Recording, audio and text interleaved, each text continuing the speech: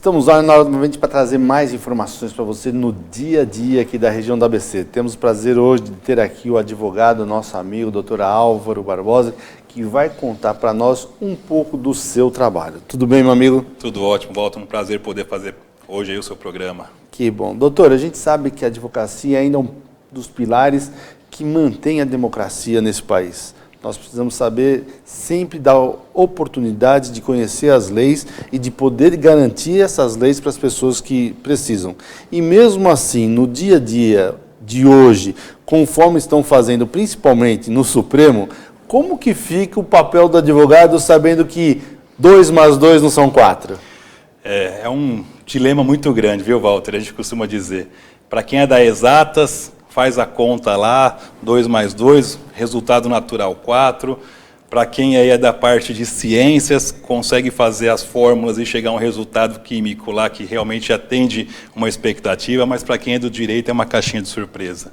A gente se depara no dia a dia com decisões de casos muito semelhantes, com decisões totalmente opostas. O exemplo mais emblemático que temos até hoje, que ainda não está consolidado, é a questão da prisão na segunda instância. Então, a vida toda falaram-se que era proibido a prisão em segunda instância. Antes da segunda instância? Antes da segunda instância. E aí, agora, de 6 meses a 1 ano para cá, já se admitiu. E hoje já se rediscute novamente, por conta do Marco Aurélio, o ministro, solicitando uma reanálise do caso, acreditando que essa prisão, após a decisão de segunda instância, sem estar transitada em julgado, ainda não é possível. E o próprio Gilmar também, que votou a favor na época, agora também já é contra. Já é contra. Então, a gente percebe que o direito é a beleza do direito. Eu acho que a discussão de ideias tem um caso muito emblemático do Rui Barbosa, que uma certa vez dizem que ele foi sustentar num tribunal do júri, pela manhã, sustentando em defesa do seu cliente, e no recesso terminou, foi procedente, conseguiu ser vitorioso na tese, e aí ele foi fazer uma audiência, sem ser no júri, mas em uma outra vara, sustentando totalmente oposto. E o juiz justamente indagou o Rui Barbosa, falando: Rui Barbosa, pela manhã, antes do almoço, Vossa Excelência sustentou uma tese totalmente oposta agora? E o Rui Barbosa, ilustre, disse: nada como um almoço para arejar nossas ideias e percebemos o quanto estávamos errados. Nada como ser tão inteligente como o Rui Barbosa, na verdade. Nada como ser tão inteligente. Então, a mudança do direito permite, porque a sociedade é dinâmica. E o direito acompanha a sociedade. Então, ele reflete esse dinamismo da sociedade. Então, a forma estática, infelizmente, são países que a gente costuma denominar um pouco mais déspotas, um pouco mais autoritários, onde a segurança jurídica é a palavra de uma única vontade, a palavra de uma única pessoa. Então, num país democrático, a pujança de ideias exige esse debate constante aí de uma posição e variar para uma outra posição e chegar a uma conclusão que nunca eu posso afirmar como definitiva num Estado democrático de direito. É uma decisão que pode ser que a todo instante pode surgir um fato novo, uma posição nova que permite uma reflexão sobre o assunto e a sociedade também solicitar uma reflexão sobre o assunto. Então, entendi. Doutor, mas hoje a gente vê que qualquer coisa está se judicializando, vamos dizer assim, né? Qualquer coisa, inclusive, está indo nas portas do Supremo, onde que a gente imaginava que o Supremo só estaria ali para definir realmente o que é da questão da Constituição. Hoje, roubar um pãozinho vai acabar batendo lá na porta. Isso não é o que está mais prejudicando ainda também a questão da agilidade do nosso judiciário? Sim. Os últimos únimos do CNJ, que é o Conselho Nacional de Justiça, que foi criado pela Emenda Constitucional 45, se eu não estou enganado, ele permite trazer dados estatísticos que são denominados jurimetria. Então, a jurimetria do direito hoje, percebe-se que o volume de processos julgados elevou uma média de 18%. Então, historicamente, hoje os poderes judiciários, como uma média nacional, conseguem ter uma agilidade acima de 20% do que era há 5 anos atrás. E ainda assim, esses 20% a mais não supre as demandas novas, porque superou-se em maior número as demandas novas, ou seja, a sociedade conseguiu, através, salvo engano, pelo processo eletrônico e pelas mídias sociais e pela informação muito fácil pelos smartphones, a todo instante entender que é senhor de um direito e utilizar o direito a seu favor, judicializando os assuntos. Então, a sociedade conseguiu imprimir maior número de processos, mesmo a justiça sendo 20% mais ágeis nos julgamentos. E o STF não ficou fora dessa elevação. O número que ele conseguiu julgar, salvo engano, foi em torno de 14% a 16% superior ao ano passado, e, inclusive, o último ministro, salvo engano, que é presidente atual, Dias Toffoli, ele conseguiu fazer o processo virtual, o julgamento virtual, e o julgamento virtual permite julgar mais rapidamente também as demandas. E mesmo com essa elevação, ele julgou, salvo engano, até o semestre agora, 7.000 processos, aproximadamente, se não me falha a memória, e ainda tem represado aproximadamente quase 30.000 processos ainda represados. É a tecnologia a favor já da questão da justiça para ser mais ágil. Tecnologia. Ele, inclusive, utiliza lá a inteligência virtual, a inteligência artificial, melhor dizendo, acho que chama RUI, o aplicativo que julga lá justamente os processos dele, que consegue fazer uma peneira muito grande dos processos que eles analisam e julgam. Eu não tenho os números exatos em percentuais, mas deve ultrapassar essa barreira de admissibilidade, essa barreira de permitir o julgamento de um recurso pelo STF, na ordem de 3% a 6% dos recursos que são submetidos a ele. Então, de um volume, imaginemos que se protocole dentro do mês de julho de 100 processos, eles admitem para julgar e apreciar de 3 a 6 recursos. É um número baixo, mas ainda assim, levando-se em conta todas as Supremas Cortes mundiais, é o que mais julga processo, é um dos que mais julgam processo atualmente ainda na sociedade democrática. Uma das ações que acabou se tomando para agilizar também foi a questão da súmula vinculante. Ou seja, tem coisas que praticamente já estão certas, então usa-se a súmula para poder agilizar.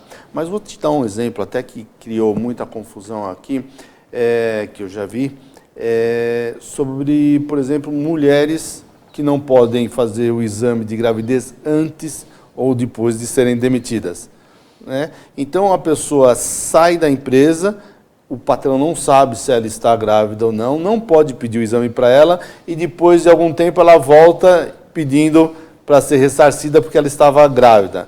Agora, que culpa tem o patrão disso se ela não procurou de volta a empresa para ser reintegrada mas mesmo assim, quando ela pode até ganhar na primeira instância ou perder, mas na segunda instância tem a súmula vinculante que diz assim, pague, ponto final. Como que você vê essa questão da súmula, doutor?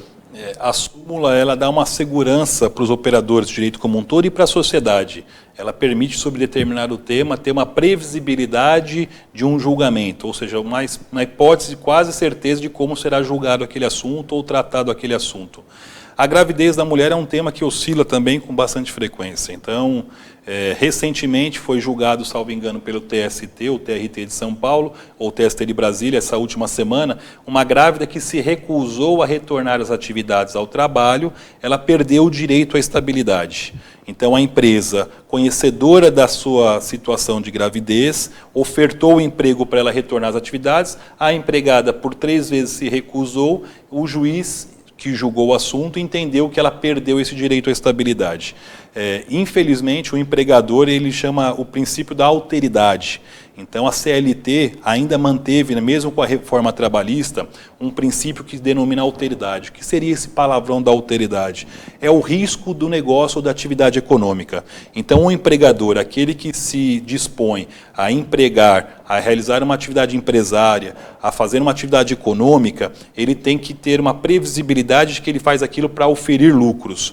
E dentro do risco da sua atividade, que é o princípio da alteridade, encontra-se essa situação.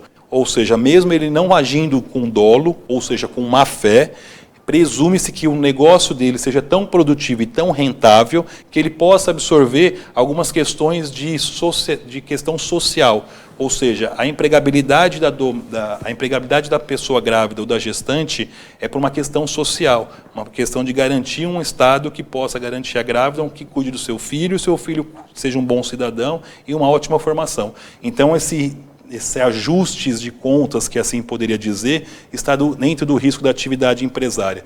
E, infelizmente, hoje, a crise é tão grande que a margem dos empresários são tão pequenas que essa situação se torna muito desconfortante a ele, porque ele não tem esse lucro, ele não tem essa previsibilidade, não tem essa margem, não agiu de má fé, agiu de boa fé e, infelizmente, está sujeito a ter uma ação por conta da pessoa ser demitida de forma grávida e ele não ser conhecedor, e muitas vezes até o funcionário não ser conhecedor. O que se busca muitas vezes, através da justiça, um acordo, uma negociação, é expor essa situação para o julgador, dizendo: julgador, quando ela me acionou, já tinha transcorrido 6 meses, 7 meses, 8 meses, mas ainda dentro do período estabilitário, e alguns juízes entendem que, como ela não acionou logo assim que teve o conhecimento, esse período anterior, alguns juízes, ainda é bem minoritário, entendem que não deve se pagar. Paga-se a estabilidade, paga-se o período remanescente, mas esse período que ela demorou para acionar, e aí entende-se que pode ser aí uma forma de até Deus... Mas não tem como provar, né? Não tem como provar, mas a gente acaba tendo alguns êxitos nesse sentido no dia a dia da prática jurídica. Então, o problema é esse. Na primeira instância, tem vários juízes já que estão vendo dessa forma. O problema é que bateu na segunda instância, é ponto final. Ainda tem umas porque pequenas cai a súmula. vozes. Aí você vai como? Contrariar a súmula. Mas tem umas pequenas vozes, porque a súmula não traz essa situação em específico. Ela traz que é garantida a estabilidade, não é garantida a integralidade da estabilidade. Então, as interpretações que têm um pouco divergentes e bem minoritárias tratam justamente isso. Eu estou mantendo a aplicação da súmula com uma interpretação diversa, porque a estabilidade está resguardada até o período do nascimento, até os 4 meses seguintes, ou se for adotante de um regime especial até o 6º mês, mas o período passado, que ela demorou 8 meses para acionar a empresa, acaba não fazendo jus, porque seria penitenciar demais a empresa. Ainda são minoritários, mas ainda são aplicáveis alguns entendimentos até em segunda instância. Bem, aí você entra o recurso. E depois, na terceira instância, como que está vendo o Supremo... Normalmente o Tribunal Superior do Trabalho, o TST, é quem mais enfrenta esse assunto. Eu confesso que eu não tenho nenhum caso específico sobre esse tema em Brasília analisado. Então, parou-se na segunda instância, por quê? Justamente aquela cláusula que barra assuntos para chegar nas instâncias superiores de Brasília não permitiu que esse recurso chegasse até Brasília para ser retratado ou rediscutido. Então, acabou nessa situação consolidando uma decisão favorável à empresa desse período passado, em razão da demora do funcionário em procurar o direito. E no seu dia a dia, como que é feita a questão das prerrogativas? Já teve problema com isso, doutor? Algumas vezes, viu? A gente fala que o advogado um pouco mais belicoso, um pouco apaixonado pelo direito, acaba aí, às vezes, se exaltando no dia a dia. Certa feita, em uma determinada audiência, inclusive trabalhista, a juíza, em um determinado momento, impôs ao advogado, que por sorte era eu ou não, de que não poderia mais formular perguntas sobre um determinado tema, sob pena de ter que ser convidado a se retirar da audiência. Poxa. Infelizmente, como a gente acaba sendo um pouco ousado no dia a dia e entendendo que está sobre o direito do cliente em ser a voz do cliente, né, advogar e que é a voz do cliente, falar pelo cliente, eu formulei a pergunta sobre o assunto que eu entendi que não estava exaurida. A juíza solicitou que nós nos retirássemos da sala de audiência, nós se opusemos a essa retirada, informamos, indagamos a juíza se estávamos presos. Ela falou, não estão presos, só estou solicitando que saia da audiência porque está prejudicando a audiência. Eu falei, não estamos prejudicando, que estou exercendo o direito de fazer perguntas. E como ia fazer a audiência se não tivesse sem o advogado? Isso, aí ela pediu para se retirar. Quando chegou, nós solicitamos a prerrogativa que comparecesse aí, a prerrogativa compareceu. Enquanto conversávamos com a prerrogativa, a juíza se dirigiu à parte, a parte se recusou a responder porque estava sem advogado. Então, nesse caso, conseguimos depois com a prerrogativa, com um pouco de temperança, resolver a situação e o processo foi sanado. Mas muitas vezes é necessário criar esse embate saudável em prol da democracia, porque os juízes, a gente sabe que é sobrecarregado de trabalho, e muitas vezes acabam passando por algum procedimento ou outro, em razão do volume de trabalho e pensando na celeridade. Mas nós, enquanto advogados e operadores de direitos, temos que respeitar essa prerrogativa de fazer a defesa plena. E nesse caso foi feito e tivemos êxito aí ao final, aí, através de uma boa solução do caso. Muito bem. Nós estamos entrevistando o Dr. Álvaro, vamos fazer um breve intervalo e voltamos com mais informações, inclusive sobre a questão da reforma trabalhista. Até já.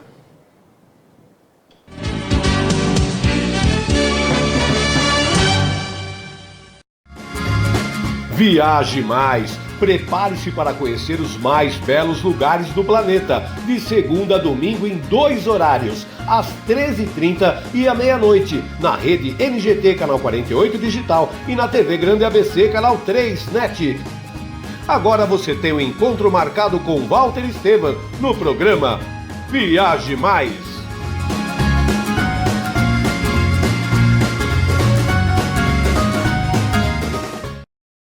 Juliana Flores, você está a um clique de deixar alguém ainda mais feliz. Entrega de presentes, flores e momentos únicos em até 3 horas em todo o Brasil. Juliana Flores. Sob nova direção e mantendo a comida caseira, sejam bem-vindos ao Restaurante da Praça. Ideal para as refeições rápidas, mantendo o tempero caseiro, com pratos variados e buffet de saladas. Segunda é dia de tutu de feijão, terça rabada com polenta, quarta tem feijoada, quinta variedades em massa, sexta peixe, em breve churrascos e lanches. E se preferir levar o Marmitex, elas montam para você na hora. Rua Rio Grande do Sul, 283, centro de São Caetano do Sul. Venha conferir. Pior que não ler jornal é ler apenas um jornal. Leia. Assine e anuncie no Jornal ABC Repórter. 4224-4789. Se você é notícia, foi ou vai ser, ligue para a nossa redação ou mande um e-mail para redação@jornalabcreporter.com.br. ABC Repórter, o diário. www.jornalabcreporter.com.br. Sejam bem-vindos ao Buffet Laguna, 2 ambientes ar-condicionados, serviços de DJ e valet, requinte, bom gosto e sofisticação, afinal, cada paladar é presenteado com cores, texturas e sabores. Buffet Laguna, 27 anos transformando sonhos em realidade. Ligue agora dizendo que você assistiu o comercial na TV Grande ABC e ganhe condições especiais. Rua Amazonas, 2196, São Caetano do Sul. Ligue 4421-1880 ou através do Zap no 11 999 847288. O Colégio Imaculado Coração de Maria tem a proposta de formação que conjuga o ensino católico, cultura antiga e ferramentas modernas de ensino, ensinando os fins católicos, o ensino dos clássicos como latim e belas artes, educação infantil a partir de 4 anos e ensino fundamental até o 9º ano. Ligue 4227-3558, Rua Augusto de Toledo, 809, Santa Paula, São Caetano do Sul. Colégio Imaculado Coração de Maria, um colégio de famílias católicas.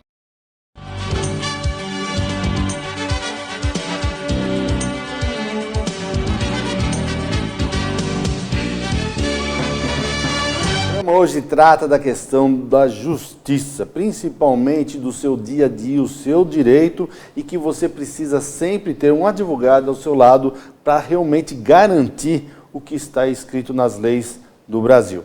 Por isso nós temos aqui a participação do Dr. Álvaro Barbosa, que está contando um pouco do seu dia a dia, um pouco da sua experiência, e nós vamos comentar agora, inclusive, sobre a questão da reforma trabalhista. Essa lei que deu mais segurança ao empregado, talvez tenha tirado mais algumas garantias da população, mas que fez garantir mais empregos também na sociedade. Vale a pena até lembrar que um grande banco que estava aqui no Brasil tinha 99% das suas ações no mundo aqui no Brasil e depois 1% no resto do mundo. Doutor, como o senhor viu a questão da reforma trabalhista? Foi justa? Podia ser melhor? Ou foi razoável? A reforma trabalhista está para 1 ano e pouco, aí, aproximadamente. Acreditamos que ela veio para poder resguardar os interesses da sociedade como um todo. Ela pode ter vindo de uma forma muito rápida, assim, pela discussão que foi havida em cima da própria lei em si, e o resultado prático dela foi positivo, pelo menos para os operadores de direito como um todo. trouxe um pouco de equilíbrio na relação entre empregado e empregador, principalmente nos riscos de um processo que a gente denomina como aventureiro, que era solicitado vários valores e vários pedidos sem muitos parâmetros. Né? Eram solicitados, não temos nada a perder, né? Não temos nada a perder. Então, esse tipo de ação na Justiça do Trabalho caiu drasticamente. Sem dúvida, ainda é necessário alguns ajustes, mas o que ela trouxe foi muito positivo, a prática processual trabalhista, muito positiva. O ponto que eu gosto de frisar bem é, inclusive, a possibilidade do recolhimento pela metade de alguns depósitos recursais que antes não eram possíveis, em razão da empresa ser do simples econômico, em razão de algumas características que foi muito bem pontuada, a razão do prazo de recolher uma complementação de uma determinada taxa para o seu recurso ainda ser admitido. Então, são pequenos sinais que percebemos que garantiu grande efetividade para o equilíbrio da balança entre empregado e empregador. É muito discutido ainda a questão da retirada da taxa do sindicato ou a cobrança sindical. Então, esse é um ponto que eu percebo que as entidades sindicais estão com grande sofrimento para manter suas atividades, mas estão se reinventando. Aquelas entidades sindicais positivas estão se unificando, estão se juntando, estão oferecendo outros serviços, diversificando o portfólio. Então, quem realmente busca inovação nesse meio sindical está conseguindo se manter. Aquelas entidades sindicais que têm um pouco mais de engessamento na sua operação, está tendo dificuldade até para a sobrevivência. Então, a reforma sindical para o empresário foi muito positiva. Ainda acredito que tem um pouco a avançar ainda, principalmente nos valores a serem depositados e formas de depósitos, que ainda são valores elevados para a nossa sociedade atual, e os prazos muito curtos. Então, acredito que esse pequeno ajuste ainda pode ser que aconteça mais à frente. Veio agora uma segurança de um seguro, que as empresas podem depositar o pagamento de um seguro, não que já veio, mas com mais segurança, depositar um seguro para não depositar o valor total da taxa, que aproximadamente algumas situações são 10 mil, outras são 20 mil reais, quase 20 mil reais. Então, esse seguro que recolhe em torno de 500, 800 reais, elimina esse depósito, então trouxe bastante segurança para as empresas.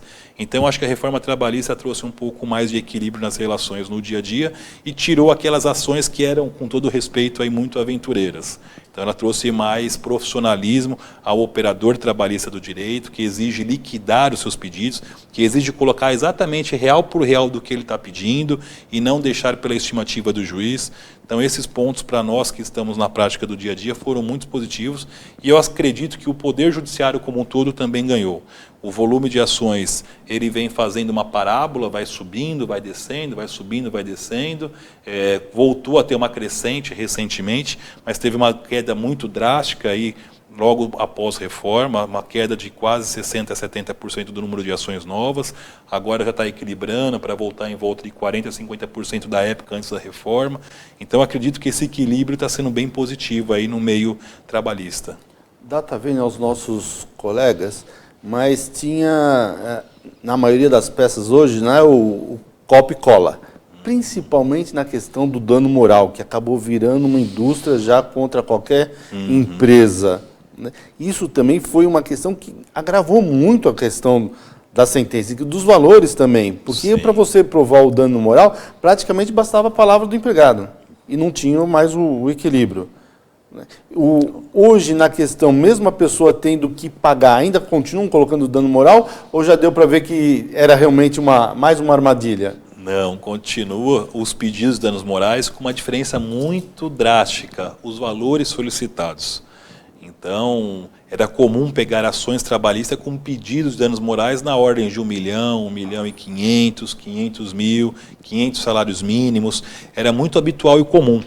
Hoje, pelo volume que nós percebemos, a média é 3 mil, 5 mil, quando muito 50 mil reais.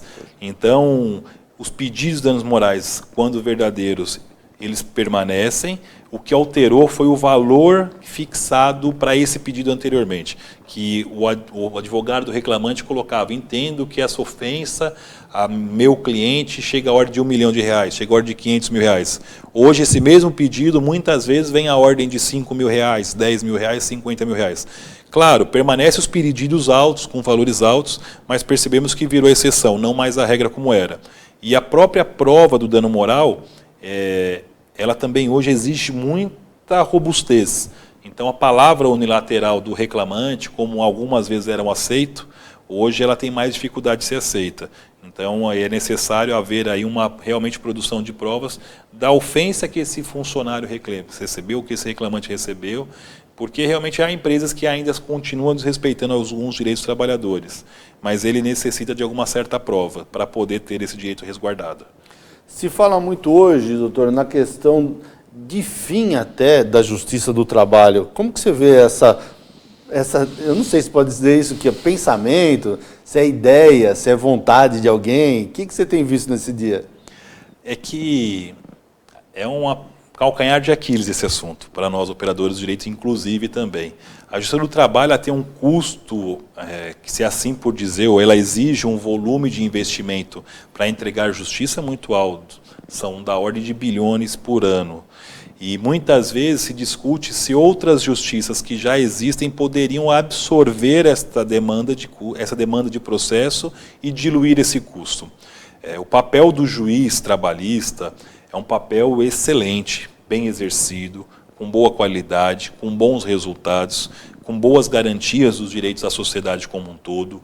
O que se discute é a que custo financeiro, nesse aspecto, está se gerando essa boa entrega. Eu até ouvi um comentário na rádio que nós teremos gasto, vamos fazer proporcional, gasto 10 para resolver os problemas, sendo que se pagou 1. Tem uma discussão... Era mais fácil ter pago 2, então, e economizar 8. 8. Tem um senador ou um deputado federal que ele fez uma boa analogia, que não me recordo ao certo, que ele fala que, salvo engano, em 2017 e 2018 gastou 11 bilhões com a Justiça do Trabalho e com 3 ou 4 bilhões envolvido conseguiria se resolver esses pagamentos. Eu não sei se esses números são verdadeiros, mas, sem dúvida alguma, há processo que se discute R$100, R$500, e o custo hora da justiça para atender aquele trabalho em si, infelizmente, às vezes não se paga aquela demanda. Mas, mesmo extinguindo o seu trabalho, que particularmente eu vou dizer que eu sou adepto a uma junção, não extinção. Eu acho que eu faria um meio termo. Eu acredito que as estruturas da Justiça do Trabalho hoje, elas poderiam ser, quem sabe absorvidas por outro órgão da Justiça em conjunto e aproveitarem estruturas compartilhadas. E aí já conseguiria otimizar muitos custos, desde um atendente, desde um recepcionista, desde uma água, desde uma energia compartilhada. Então, para mim, eu não vejo só a Justiça do Trabalho, eu vejo que poderiam ser algumas comarcas que têm a Justiça Eleitoral, a Justiça Comum, que é a Civil Criminal, a Justiça do Trabalho, o Ministério do Trabalho, poderiam ser uma entidade única, num órgão único administrativo, que já geraria uma boa economia. Cada qual com a sua competência julgadora, com a sua individualidade, com a sua estratégia, mas que possa ser num órgão unificado. Então, eu adoto isso, inclusive, para algumas polícias, que eu acredito que ter sedes de polícia militar em um lugar, polícia guarda municipal em outro lugar, polícia civil outra, polícia científica em outra, polícia específica como Garra outra, em cada uma em um lugar, gera, eu acho, custos que eu acho que poderiam ser diluídos se fosse numa única unidade administrativa de trabalho. E para o cidadão, seria muito melhor para ele se deslocar num único lugar. Então, eu acho que assim a sociedade estaria economizando do ponto de vista econômico-financeiro, como Estado, e estaria entregando o melhor produto e resultado para os cidadãos, e ao mesmo tempo dando uma locomoção mais prática para ele, para poder ter uma solução mais rápida. Ah, não, o seu problema não é civil, o seu problema é trabalhista. Já estava no mesmo lugar. Então, eu acredito que teria que ter uma visão um pouco diferenciada do proposto, não para a extinção, porque ela tem um papel importante, mas para a economia, através de uma unificação administrativa dessas entidades da justiça. Doutor, para finalizar, há a possibilidade de ter uns robozinhos trabalhando no nosso lugar como advogado? Já não há como já tem, Walter. Assim, você pegou num tema que eu amo muito de paixão, que é o chamado direito digital. Eu não tenho dúvida alguma que não é que há, já estamos nesse mundo da era digital, já há programas aí podendo fazer petições em massa, já tem grandes empresas do grupos de tecnologia já usando os programas em massas para identificar desde se faz um acordo, se não faz um acordo, se recorre ou não recorre, a peça que ser feita já produzida para uma revisão final, e ainda nem sempre faz essa revisão final. Então, eu acho que a substituição do advogado nunca vai acontecer, porque ele exerce um papel intelectual único, único mesmo, e a empatia com o ser humano para entender o problema ainda é único. O robô não consegue ter essa empatia. Então vale para o juiz também? Vale para o juiz também, sem dúvida alguma vale para o juiz. Então eu acredito que em breve o advogado vai ter que se reinventar para se dedicar numa capacitação profissional de excelência, com um aprofundamento técnico especializadíssimo em determinado assunto e um poder de empatia com o seu cliente, de comunicação acima da média, para poder se manter no mercado, porque essas automações, esses serviços manuais e operacionais, a máquina vai substituir. Muito bem, doutor Alves, o senhor é um homem muito inteligente, fiquei muito contente com a sua participação aqui, isso é muito importante para os nossos telespectadores. Além do seu conhecimento, da facilidade de poder falar e explicar, que é o importante também, porque às vezes a pessoa tem muito conhecimento, sabe escrever bem e tal, mas para comunicar é mais difícil. Você facilitou o nosso trabalho de hoje, doutor. É uma honra minha participar aí. Saiba que é um grande prazer estar aqui, é muita credibilidade vir ao seu programa, sempre tive vontade e é como se fosse um sonho realizado se fosse acontecido hoje. Fico muito honrado mesmo. Então você fique conosco, não esqueça que pior do que não ler jornal é ler apenas o jornal e ler o jornal ABC Repórter. Até mais!